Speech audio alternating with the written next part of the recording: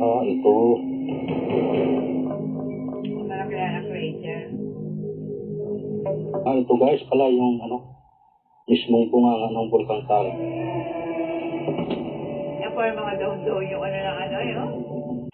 Ito pala. Tahimik siya.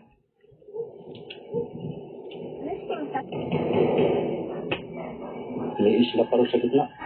Oo nga, umuusok na yan. Oo. Grabe palang tsura nito, no? Lama.